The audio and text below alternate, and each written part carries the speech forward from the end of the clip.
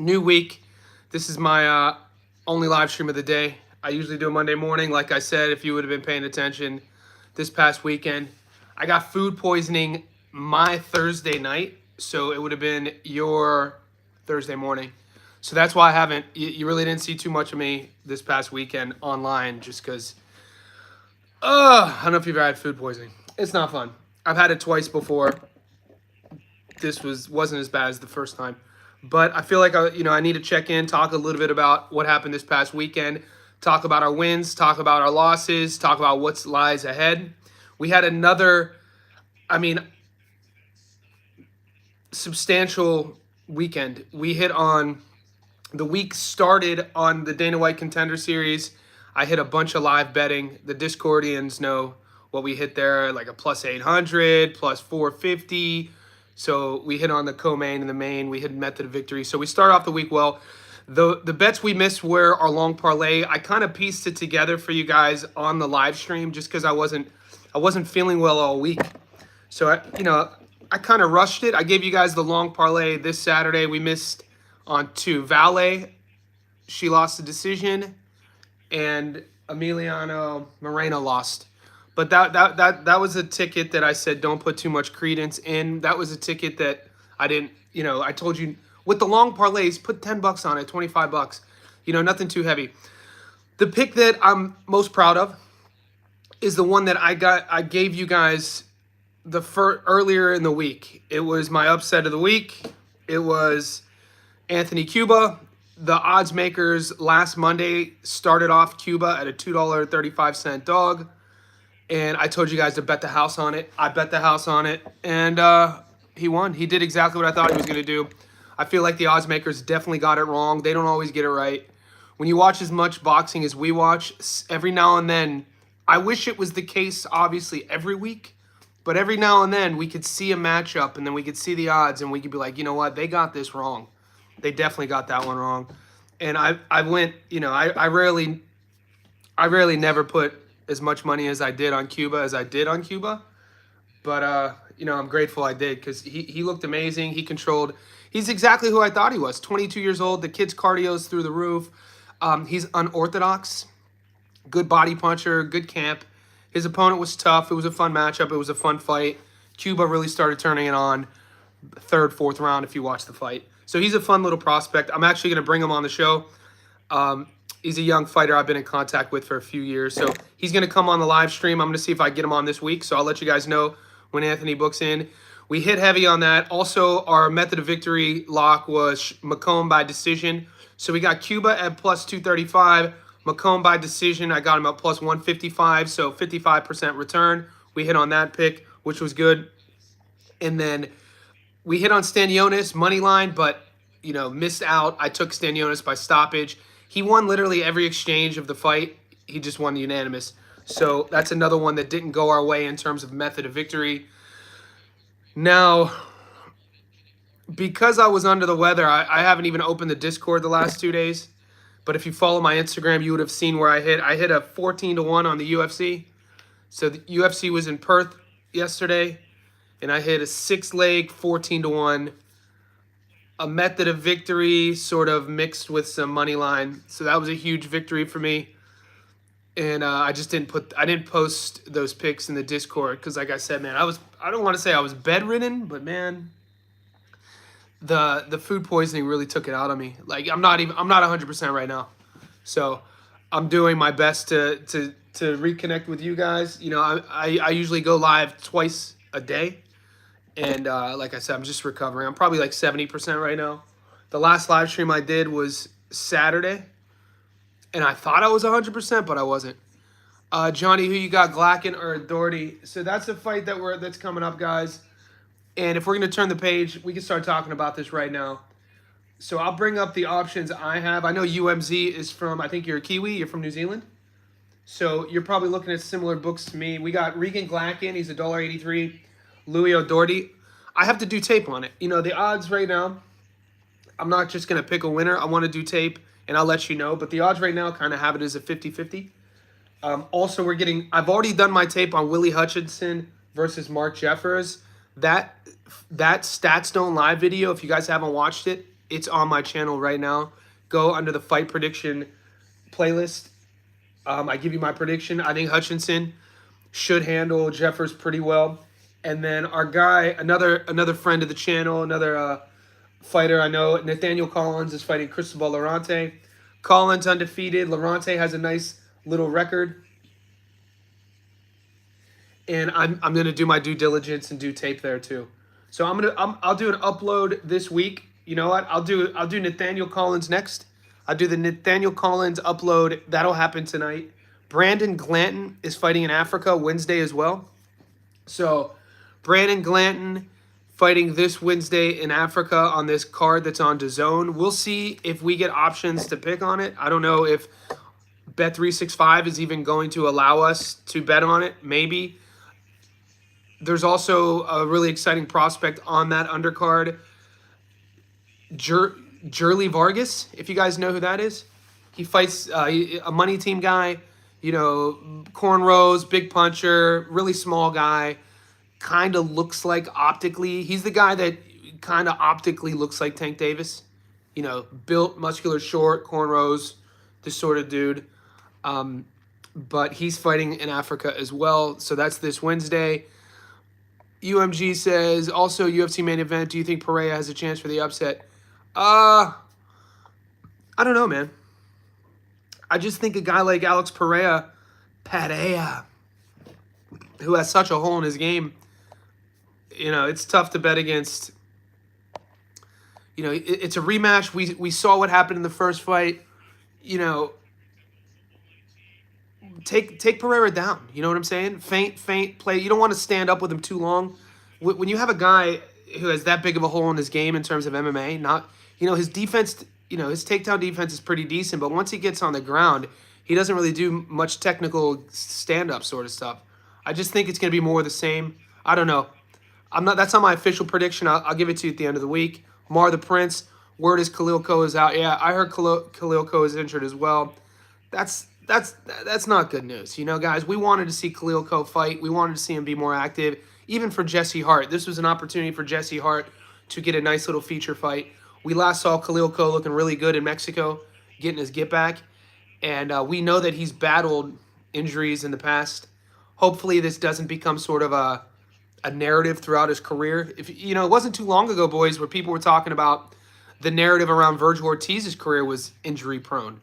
You know what I'm saying? We knew that he was, you know, Virgil had his health struggles with rhabdo and weight cutting and complications that come from that. And then Virgil, knock on wood, has been able to, you know, stay healthy since his move to 154. And we're excited to see him back as well. That fight's coming up, Erickson Lubin. I cannot wait to break that fight down. There's some good fights coming up. And like always, we're going to find our victories. Like I said, my most proud victory this week was Anthony Cuba, my upset of the week. So that's 2 weeks in a row we hit our upset of the week. 235. By the time fight night happened, 175. I got to start giving you.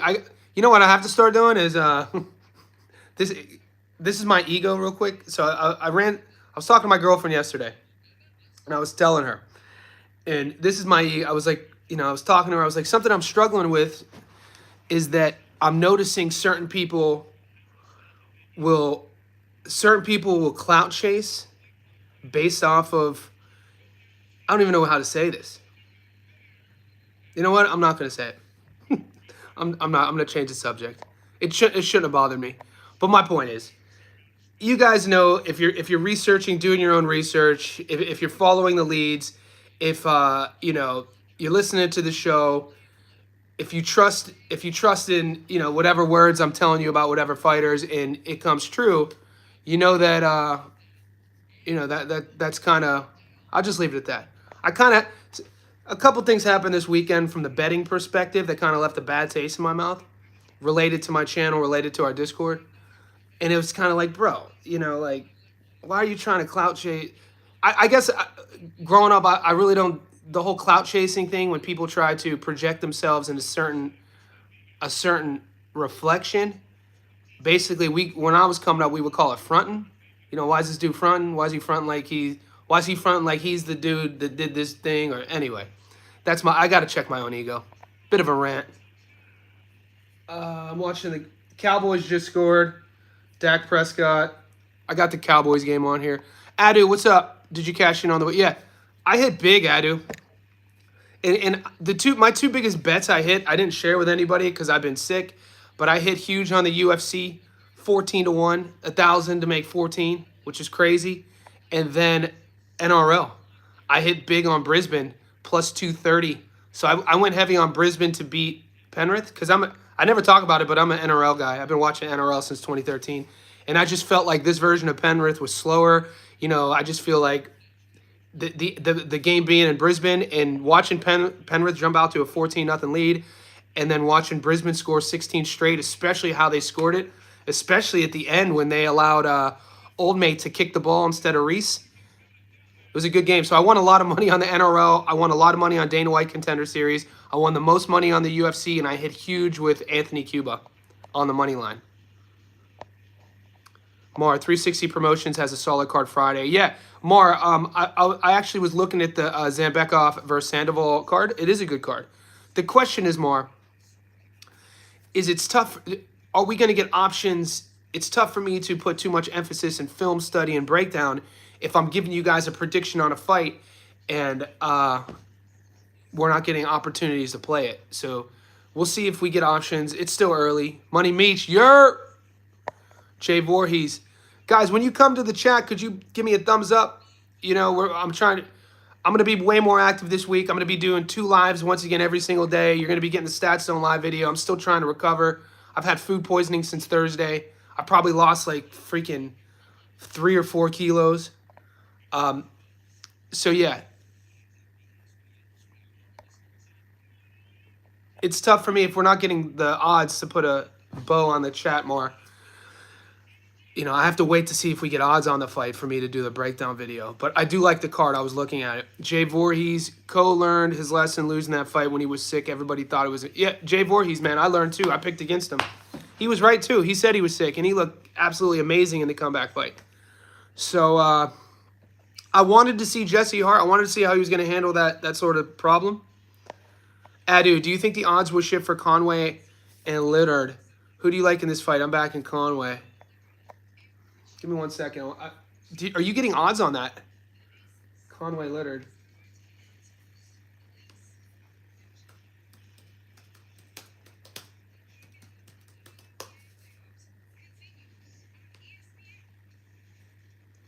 Damn, that's it. I love a little venue I always wanted to see a fight at was in Bethnal Green at York Hall in London. That's where this card's at. Friday. Oh, that's in 3 weeks, mate. We'll talk about that in 3 weeks. We got, you know what I'm saying, Adu? We'll talk about that in 3 weeks. Also looking at the upcoming Fundora Thurman fight, and I really do think Thurman got a shot in this one. UMG, man, this is going to be one of those. It's a tough one. It's a tough one. UMG.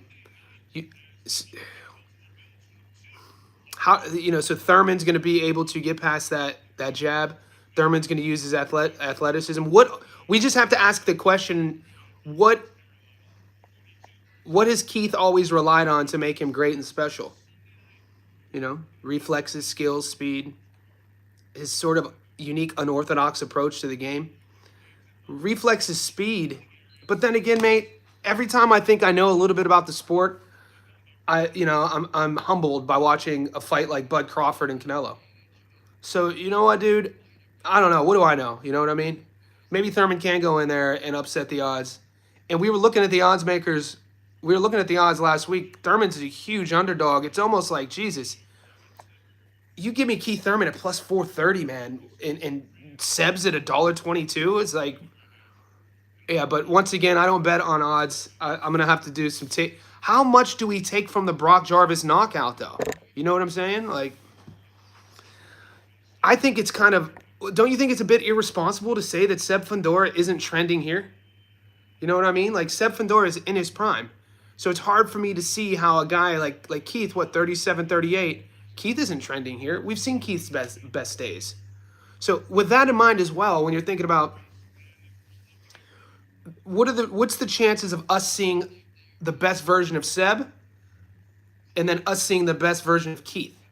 I think the chances are going to be more on the side of us seeing a version of Seb that we've never seen before.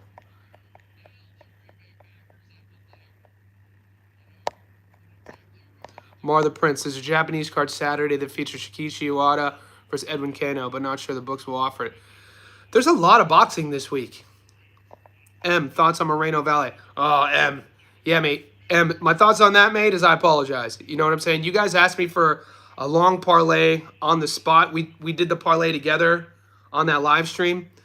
And I thought Valley's loss was a little bit more her opponent. That Italian girl was awful. She didn't even, I mean, she just smothered her work. That was, I mean, the judging was terrible. I thought you could have gave it to Valle. She was a more, you know, put together boxer. And I watched a little bit of the highlights of Moreno. It was a good fight. You know what I mean? But I told you guys with the long parlay, I didn't do much film study. I watched each fighter fight before. I told you, when you're putting all these money line picks on one ticket, don't bet heavy. You know, the people who make the most money in this game when we're talking about betting are the ones who pick one or two outcomes and then bet heavy on that. So this is where I'm getting better at and where I'm becoming a better educator, telling you guys. The heaviest bet I did was the house on Anthony Cuba at plus 235, and it hit. You know, the house, literally. Speaking of GBP in Dallas, I've been going crazy NFL. I hit a 13.15 out of my fresh BX. You up then, baby? You up? You up? Good work. Marcus Brown returning after 2-year layoff. Anyone see him upsetting Glenn? I don't know, man. I don't know. I don't see him beating Glanton. Maybe I'm too high on Glanton. I like Brandon Glanton. You know, and going into the Chris Billum-Smith fight, we broke that fight down. We got Glanton at plus 230. So I was like, dude, you give me plus money on Brandon Glanton? I didn't expect CBS to look that good. You got to admit, Chris Billum-Smith fought his ass off. And I don't think Brandon Glanton expected CBS to be that tough. The thing you got to admire about Brandon is his offensive game. You know, that style, especially with the big boys. He's a big dude, man. He can fight at heavyweight. You know, get on that front foot, chin down. He's a bit one-dimensional, throws bombs. Exciting style. I don't know. How's Marcus Brown going to deal with that? They moved Moreno too quickly. He might be ruined already. Wars definitely taking out of you, Julius. What's up, buddy? Yeah, you know that. There were some fun exchanges in that fight, though. Moreno, and hats off to the kid from the DR, man. We looked at his record. We did a little bit of we talked about Julius on the live stream Saturday. We spent like 10 minutes on the fight. It wasn't, and we said, I mean, this kid, good record, tall. He's probably going to be the physically bigger dude. And, you know, you take all that in consideration. I thought it should have been a 50-50 fight on paper. And, yeah. What did you guys think of how the fight ended? I mean, that kind of looked like a knockdown. I know it's a moot point. You know, Moreno was swinging for the fences. And Moreno's on his front foot and throws everything into this hook. And when he throws everything into this hook, right before he throws the hook, he got caught with just a jab. He just got caught with the jab, and then the jab hits him in mid-hook, and then he falls. I mean, I know it's a moot point because he lost anyway, but I was like, and Paulie was getting super defensive. Did you guys watch that fight, Julius? Were you listening to Paulie? I'm a Paulie guy. I like Paulie. But Paulie was getting, I felt like he was getting defensive when, you know, the opposing team's corner was campaigning for it to be a 10-8.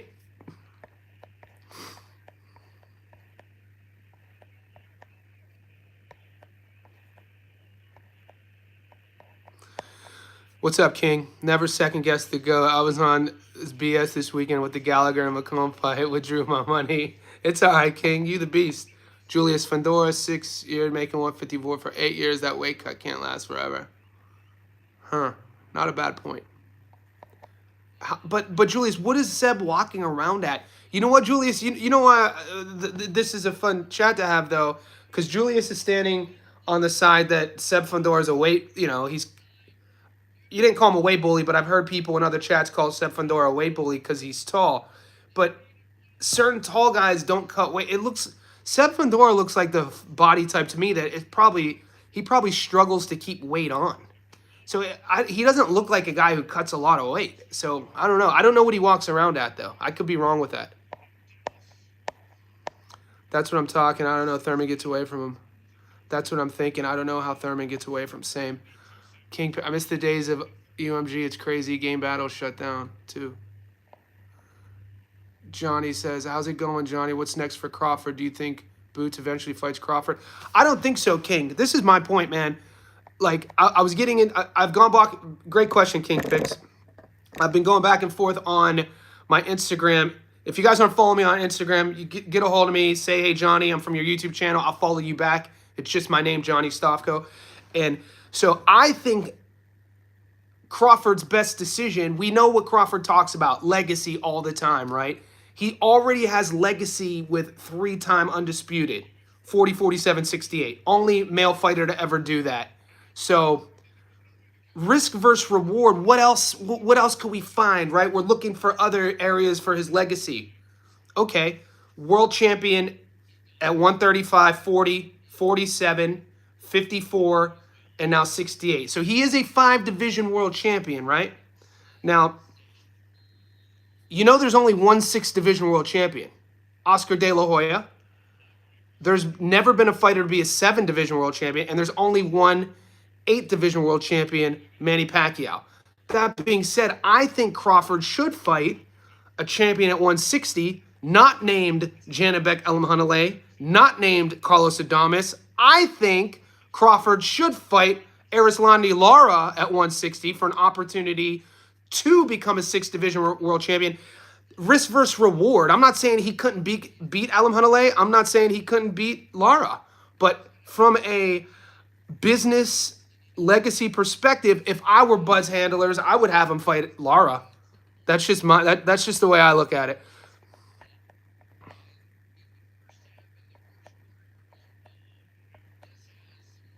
Neil Magny won't go. I did hit on Neil Magny. The print. Neil Magny, 137 years old. You ain't never meet no Martin Luther the King. Boots and Xander both beat Fundora. You think Boots and Xander both beat? I mean, maybe. Dude, maybe. I don't know, man. I don't know. Having a guy who's a 6'6" sniper, dude. How do you? How you can't? I mean, that in itself, Seb Fundora's physicality is an X factor in all of its own. Julius, yeah, I thought the same about Moreno. That tough fight was too early for him. Chris the Prophet, salute Johnny. Who you got winning between Norman Jr. and Devin? Guys, I'm sold on Norman Jr. I'm sold on Brian Norman Jr. I'll do my breakdown on it. I'm a Devin Haney, props to Devin Haney for taking this fight. I'm sold on Norman Jr. I'll tell you why when I do the breakdown. Skeezy in the house, Perth. Raul Garcia, Christian Chacon pulled off the upset. I took the over. Good pick. Chacon beat him.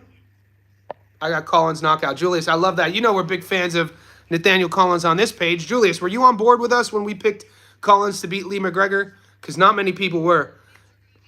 Collins got, I think Nathaniel Collins has a little bit of that shine to him. You know what I'm saying? Like every now and then you get like an undefeated fighter from like, Scotland. He's an undefeated Scottish fighter, Scotland. And I think he has that little thing to him that maybe he can operate and maneuver into like a world level guy. I like his game, dude. I like, the thing about Nathaniel Collins, I like his timing.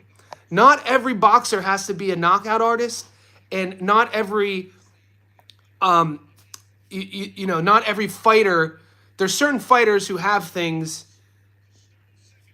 I guess how to put this is I can list off world champions right now who don't have good timing, meaning that they don't operate looking for counters. They don't operate, trying to punch with their opponent and then, using their movement and time. Nathaniel Collins has that.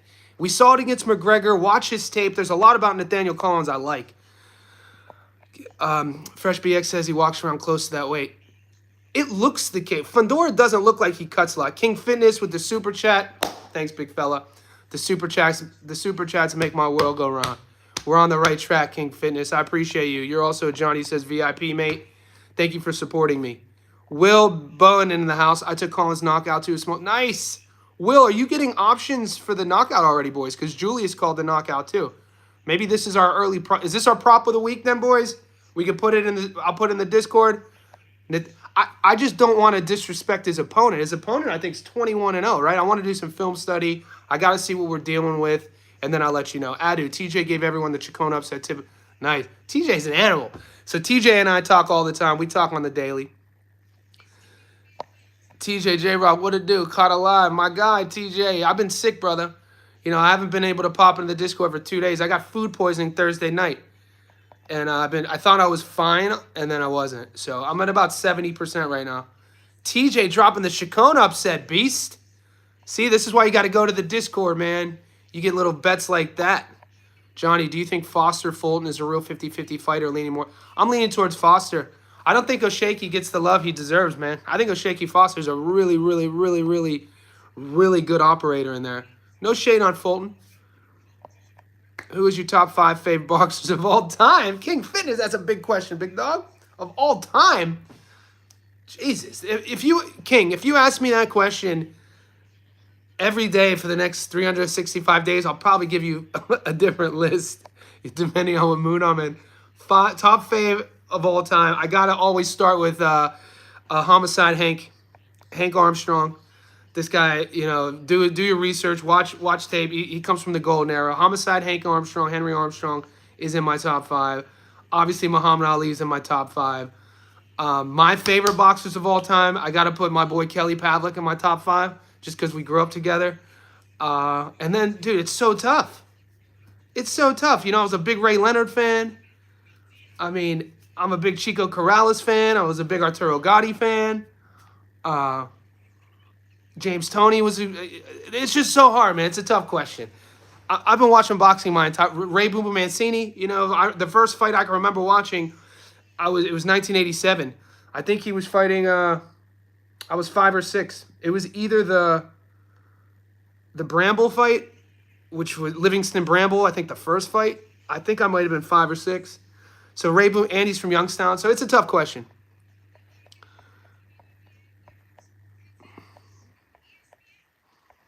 Damn, the chat's popping up. Finally, the chat's heating up. Collins is a showcase fight. The Spaniard ain't nothing special.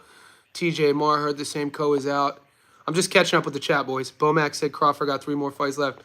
Hats off to Bomac. Do you guys see what happened with Bud? Bud got pulled over at gunpoint by the cops in Omaha after his parade. I put it on my Instagram. Glant, Marcus Brown in Africa. Interesting fight. JP Farley in the house. I'm going to do my breakdown. I'm a Brandon Glanton fan, so I got to make sure I do my due diligence for Marcus Brown. TJ, Wilbo, what up, man? Yep. King Picks. Am I crazy for thinking Ankalaev beats Pereira? No. I think Ankalaev beats Pereira. I don't think you're crazy. I think a guy... Let's wait till the end of the week to get the MMA, though. Okay, King? I could get disorganized. Julius, Norman ain't stopping Haney. Haney will run and hold all night. Have the odds dropped? Who's the favorite in that fight?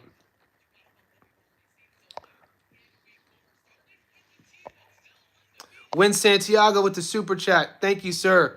Appreciate the super chat. Win. Always a pleasure having you in the crib. You're a beast. Hopefully you're tuning in and you're learning and we're all eating together. Ali Penfold, Garcia got an upset against Moreno. Great fight. That was a great fight, mate, Ali. He did. The DR. From the DR. I love that call last night when they were reading the scorecards out. Christopher the Prophet. I think it's safe to say that Tank is just scared to fight Shakur or any of the other top guys around 35 and 40. Tank seems to lack confidence. Christopher the Prophet, man, you know, you don't have to hang around my channel to learn.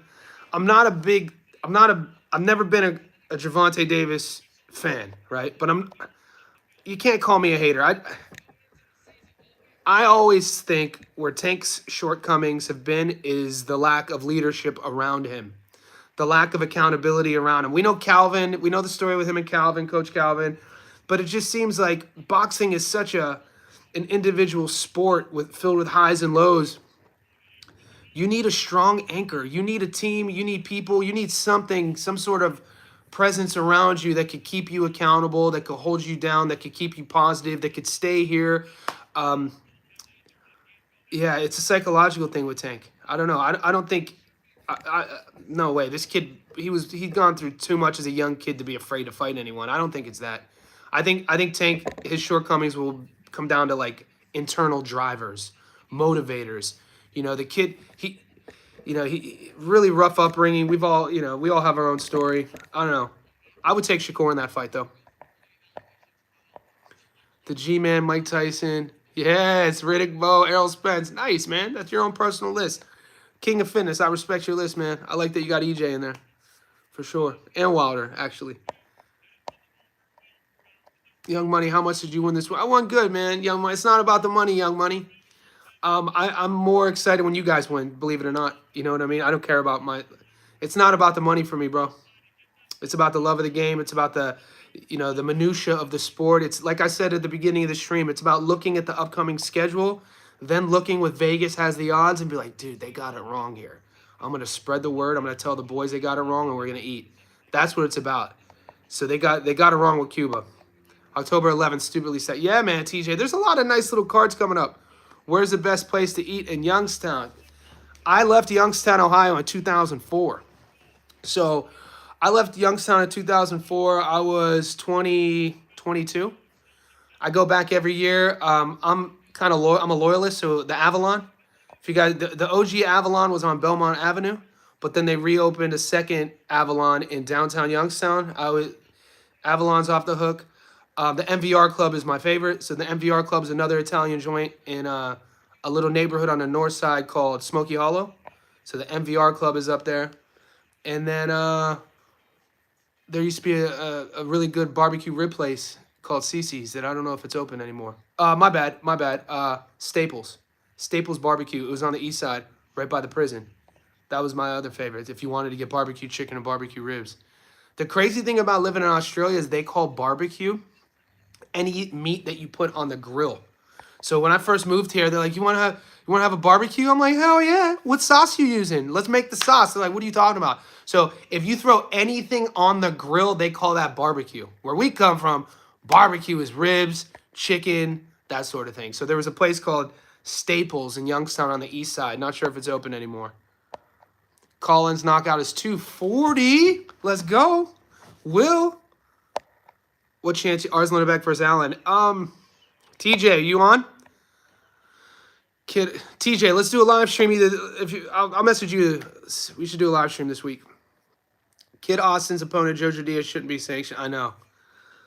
I got into it online on Instagram. I was getting attacked on Instagram for saying what TJ just said. They're promoting, Floyd and Jojo a lot, but I'm like, I just stated facts. I'm like, Jojo has lost. I don't know. That fight should not be taking place. Kid Austin just wants a vet. I get that. Skeezy, we know.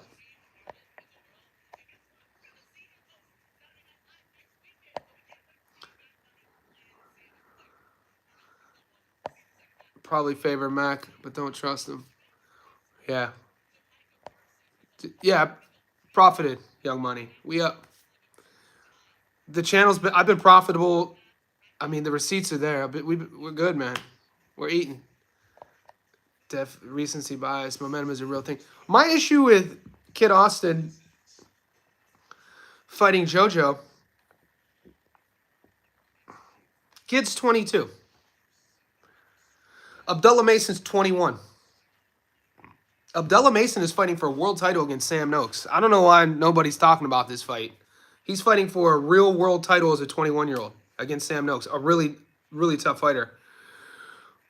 Kid Austin already got the veteran on his name, mate. He already beat Farmer, and he beat him in electric fashion.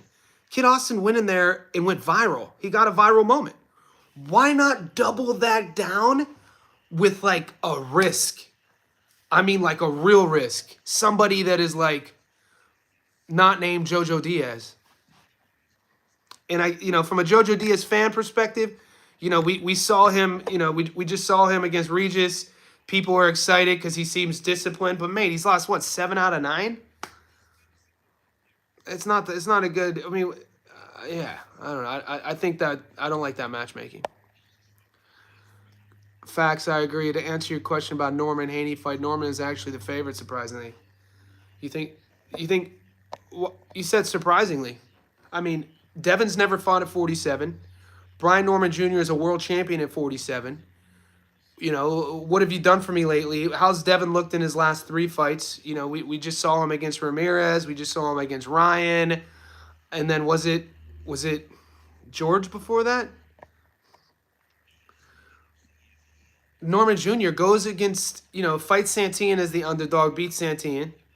When Santillan went as the underdog against Rocha. So, you know, he skipped the line there, and then he fights Jin Sasaki in Japan. Knocks him out, goes viral. In between that, was it Derek Cuevas? Yeah, I don't know, man. I like Brian Norman Jr. in this fight. I don't know why. I don't really need to see more of Brian Norman Jr. to watch his trajectory of where he's going. Watching, like, you know, his aggression, his speed, his footwork. If anything, it would be the guy who beats Brian Norman Jr. to me is going to be a guy who makes him pay with his sort of like how Brian Jr. sometimes likes to get into a firefight. So somebody with big power. I don't see Devin Haney outbox like winning a fight for 12 rounds because he outboxed Brian Norman Jr. I think Brian Norman Jr. is going to eventually wear him down. I wouldn't be shocked if Brian Norman Jr. stops him. I don't think that that's too shocking.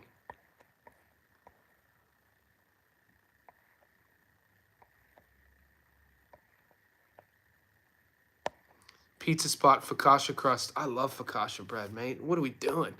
Fresh BX. Is Lynn fighting again? Lynn Sandstrom's fighting again? Where at? Why do they keep... What did they do? Lynn's not even a boxer. Johnny, he's fighting for the interim after this fight. It's stay busy. I get it.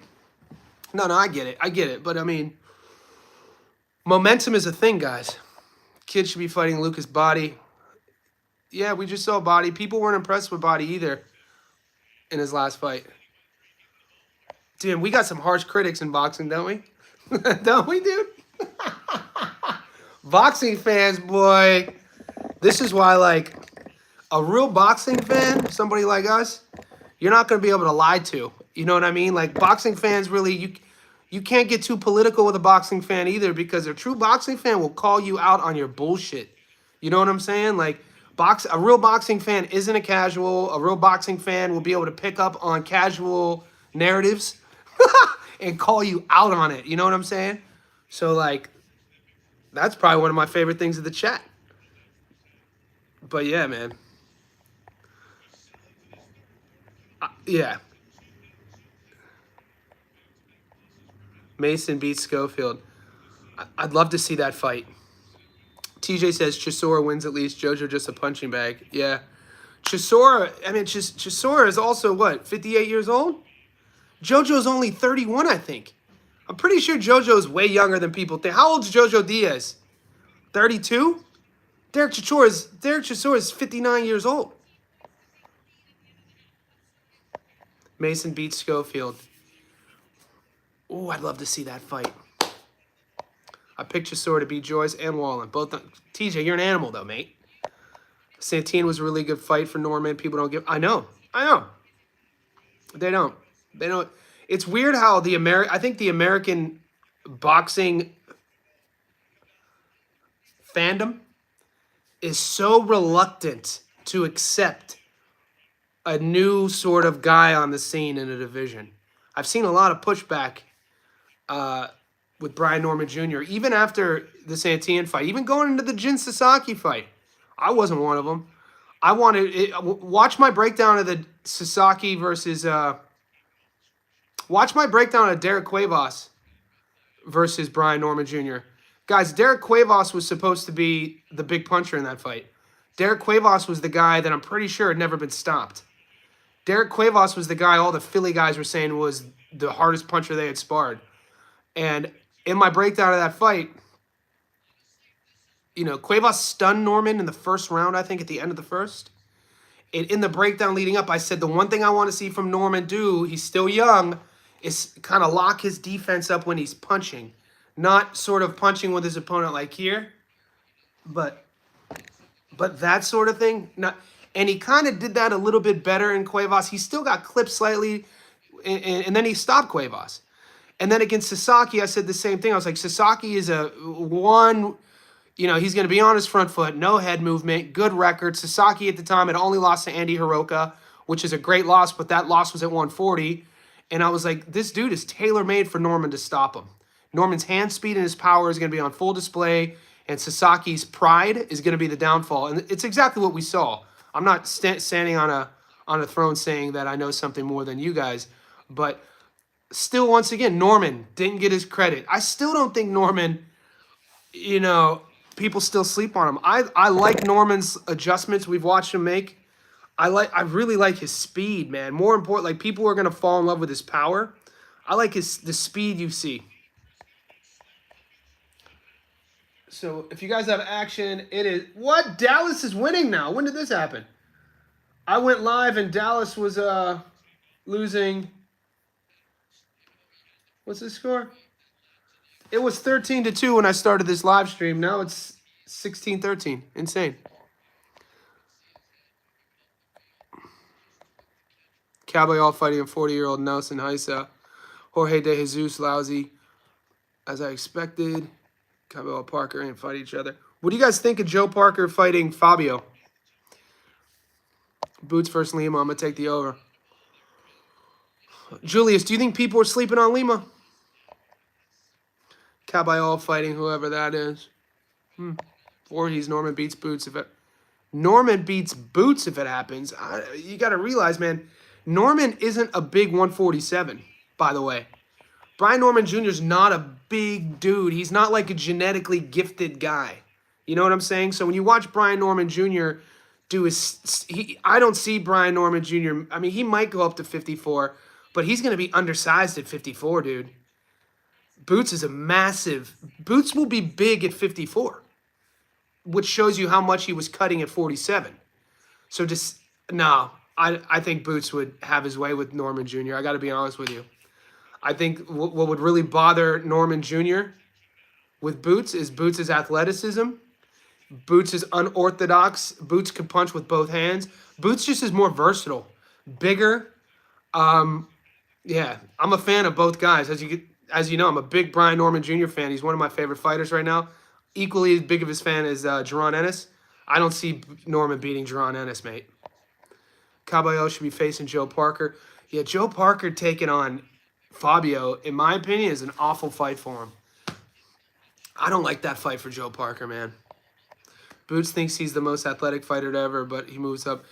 I think, Julius, that I'm not going to agree or disagree with your statement, considering Boots' outlook on his abilities, but I am going to agree with you on the fact that it is a division upwards, and we talked about it last week on our live stream. Statistically speaking, fighters who move up to a weight class for the first time, even if they were big punchers, you don't really see a lot of stoppages. Just think about David Benavidez, David Morrell, when they moved from 68 to 74 in recent memory. You don't see... It's just not a thing you'd see. So, Lima has some craft to him, too. Maybe Boots by decision? I was a fan of Sasaki. That knockout... That was a brutal knockout. I was a fan of... It's tough not to be a fan of these Japanese punchers. You know what I mean? The modern Japanese boxer literally epitomizes what the samurai was all about. Or even the kamikaze pilots. Let's go out on our sword. And the crowd loves them for it. You know what I mean? You can't do that. The last thing you ever want to be in boxing is known as a brave fighter who could take a punch. You know what I mean? Because usually when you're sort of kind of shrunken down to that, he could take a punch, or he's a brave guy. It usually means you've been stopped a lot, you've been knocked out before. So, and it's why I thought Sasaki's own bravery was going to be his downfall against Brian, because for however tough and brave you think you are, this is boxing. There's going to be somebody who's braver and tougher than you, so you have to have a plan B. Think about Tim Tszyu versus Murtazayev. This is my biggest beef with the Tszyu.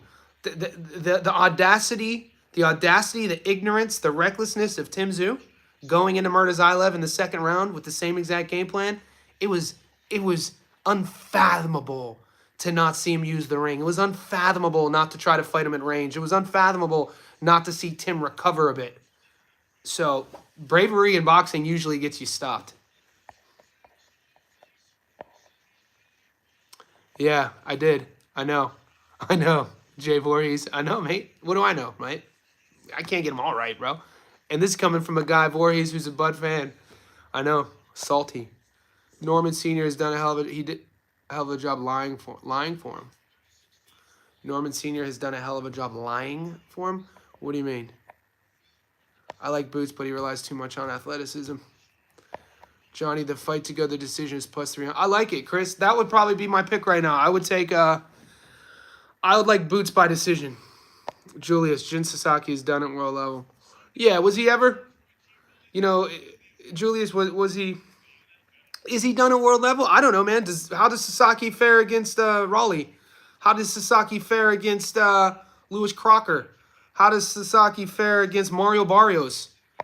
Not that bad, dude.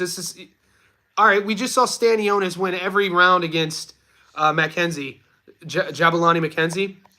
Stanionis fought in Lithuania. If people didn't know, Lithuania was popping. I shared it on my Instagram. That place, it was an arena. I think 20,000 people showed up for a Stanionis is a star in Lithuania, mate.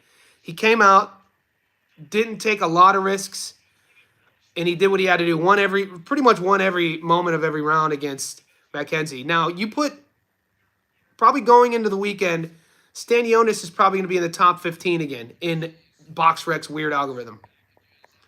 Of the champions at 147, do you guys think Raleigh beats Stanionis? Do you think Mario Barrios beats Stanionis? Do you think Lewis Crocker beats Stanionis? My point is, 147, I mean, to say Jin Sasaki is done on the world level, I don't know. 147 really isn't filled. It's not the thickest, it's not the heaviest, the most stacked of divisions. I mean, I'd love to see Sasaki versus Raleigh, stylistically. I'd like to see Sasaki versus Ryan Garcia. That's a fight we'll probably never see that fight. If I had the powers that be, I would make Ryan Garcia, who's coming off a loss, fight Jin Sasaki. And then we'll see what time it really is. But, you know, would that ever happen? I don't know. Devin looks big. Yeah, he does, doesn't he? But I think Norman will be the stronger and powerful guy. I think it's Norman's speed, his feet, or what. Watch Norman's tape on how he uses his feet, and here too, guys. Don't ever undervalue here.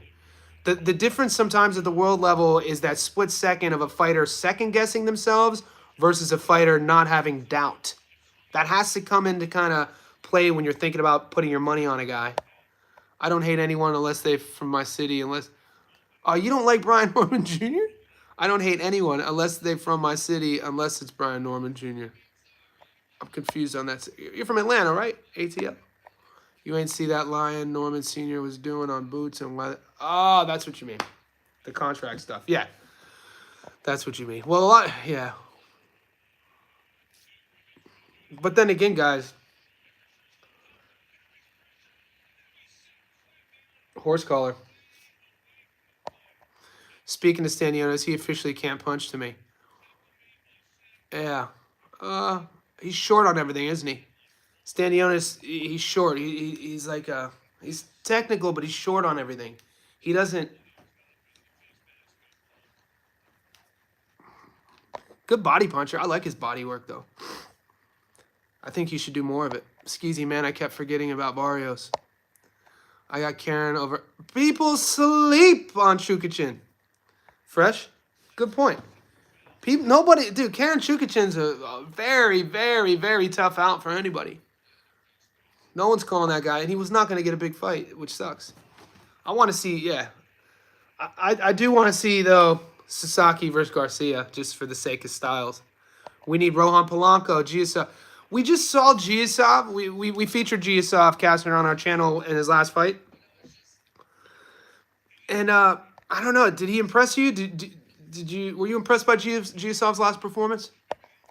Armando Martinez Robbie versus Taiga Manga is a good fight on the Samurai Series card. Robbie is coached by Polanco's coach.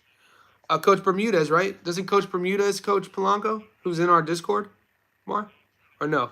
I'm sure they have multiple coaches. Julius, Karen Chukachin, Dark. Yeah, I agree, man. I agree. And it's kind of a testament, though, to how good Boots is. You know what I mean? Beats him twice. and a guy that we're literally sitting here saying that a guy that Boots beat twice is a dark horse in that same division after Boots leaves. You know what I mean? So it's interesting. I should have bet against Jorge. That's what he got for taking Maya from me. Fuck him. Toxic gameplay. Yeah. Guys, I'm going to wrap it up. I got, it's 12:30 my time. I'm going to be uploading. I got some uploads to do. Make sure you like this video. Guys, join the Discord. The link's pinned in the comment section below. The super chats, I say thank you to all of us who hit. Let's keep doing it. We got a lot of fights coming up this weekend. All the support goes a long way. I'm going live 2 times tomorrow. We're back on track. I appreciate you boys for supporting me. Let's get this.